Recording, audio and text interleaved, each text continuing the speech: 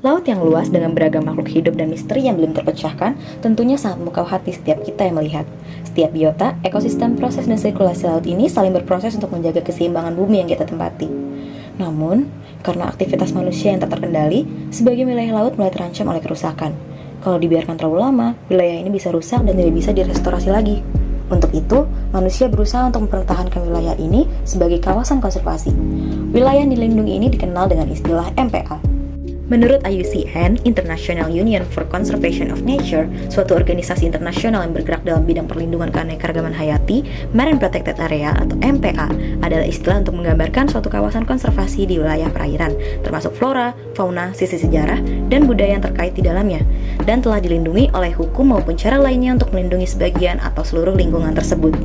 Di Indonesia, istilah MPA ini mengacu pada Kawasan Konservasi Perairan atau KKP yang digunakan dalam Peraturan Pemerintah Nomor 60 Tahun 2007 dan didefinisikan sebagai kawasan perairan yang dilindungi, dikelola dengan sistem zonasi untuk mewujudkan pengelolaan sumber daya ikan dan lingkungannya secara berkelanjutan. Tahu nggak sih kalau KKP ini sebenarnya memiliki banyak istilah? Di Indonesia, paling tidak terdapat 8 istilah berbeda tentang kawasan konservasi di wilayah perairan. Di antaranya ada KPL, KKL, KKP, DPL, KKLD, KSA, dan KPA. Sebagian dari istilah tersebut bahkan belum terdefinisikan secara jelas. Namun, definisi dari berbagai istilah tersebut secara implisit hampir sama, mengacu pada definisi dari istilah Marine Protected Area atau MPA yang dibuat oleh IUCN. Perlu diingat bahwa setiap KKP mempunyai aturannya sendiri yang bisa berbeda dengan KKP lainnya tergantung dari zonasinya. Melalui Undang-Undang Nomor 32 Tahun 2004, Pasal 18 Ayat 3, pemerintah daerah di Indonesia mendapat mandat dan bertanggung jawab dalam pengelolaan kawasan konservasi perairan. Dengan tujuan untuk pengelolaan perikanan berkelanjutan, pemerintah memberlakukan Undang-Undang Nomor 31 Tahun 2004 tentang perikanan sebagai pembaruan dari ketentuan sebelumnya, Undang-Undang Nomor 9 Tahun 1985. Fakta uniknya, kawasan KKP sebenarnya sudah terbentuk secara alami saat teknologi belum secanggih sekarang. Namun, seiring perkembangan teknologi dan pertumbuhan populasi, KKP alami ini jadi semakin berkurang jumlah dan luasnya. Sebaliknya, daerah tangkapan semakin meluas, kemampuan restorasi semakin menurun, dan penangkapan ikan berlebihan semakin sering terjadi. Dalam situasi di mana sumber daya alam laut menjadi semakin langka, namun pada saat yang sama tekanan untuk memanfaatkannya terus meningkat. Perlindungan kawasan merupakan respon yang harus dilakukan dengan segera. Ada 5 ketentuan dasar yang membedakan kategori KKP.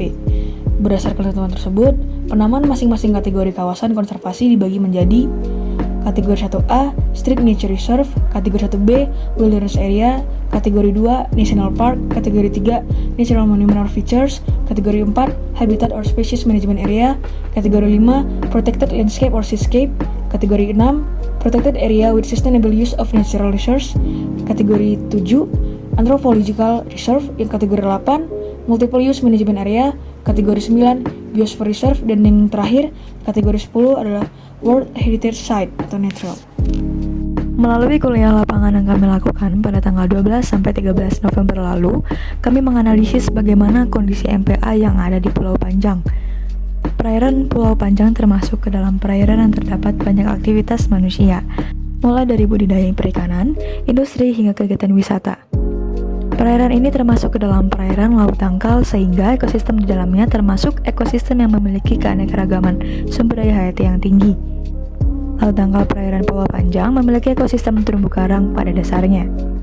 Secara umum, kondisi ekosistem terumbu karang di perairan Pulau Panjang tergolong ke dalam kategori sedang karena sekitar 50% dasar perairan dipenuhi oleh terumbu karang hidup.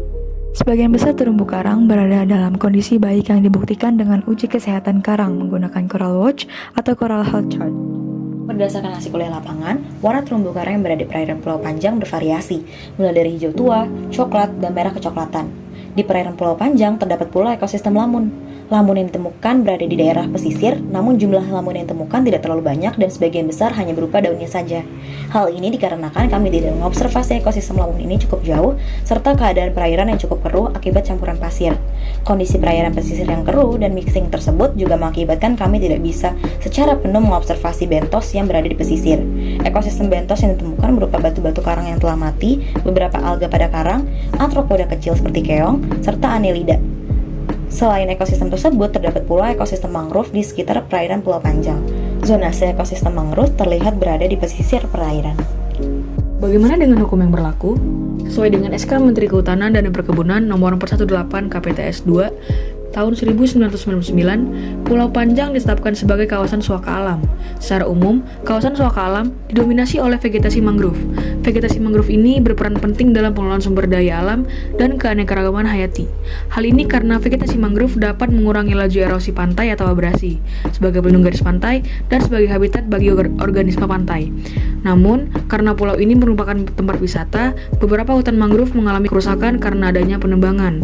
Menanggapi hal ini, Badan Lingkungan Hidup Kabupaten Jepara menghijaukan Pulau Panjang dengan menanam beberapa ribu batang tanaman mangrove jenis api-api. Beberapa kegiatan sebagai upaya konservasi kawasan Pulau Panjang sudah dilakukan. Kegiatan tersebut bertujuan untuk pemerintah dan masyarakat dapat bersama-sama untuk melindungi ekosistem terumbu karang, vegetasi pantai, dan padang lamun dari ancaman pemanfaatan keanekaragaman hayati yang merusak. Beberapa kegiatan tersebut adalah pelatihan selam scuba kepada masyarakat dalam pengelolaan terumbu karang buatan Artificial Patch Reef atau APR. Kemudian pelatihan restocking ranjungan yang diikuti oleh para nelayan, aksi bersih-bersih pantai, coastal clean up yang diikuti ratusan masyarakat, penanaman cemara laut, pembuatan keramba untuk pemijahan ranjungan, serta penebaran telur ranjungan setiap musim pemijahan. Lalu, apa yang bisa kita lakukan?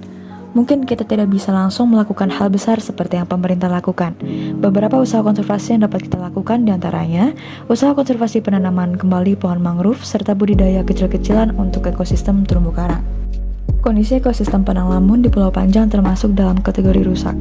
Upaya yang dapat kita lakukan adalah mencoba melakukan penanaman atau transplantasi di salah satu lokasi perairan Pulau Panjang yang tidak ada keberadaan lamunnya.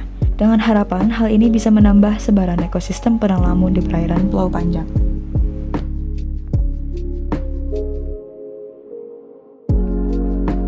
Usaha yang kita lakukan untuk kelestarian alam, entah besar atau kecil, niscaya akan membawa dampak untuk bumi ini. Seperti kata Presiden Jokowi, di laut tersimpan harapan, di laut tersimpan kejayaan. Namun tentu, entah seberapa dalam quotes yang kita dengar, hal itu tidak akan berarti apa-apa tanpa tindakan nyata. Sekian dari kami, Jalsefa Jayamahe.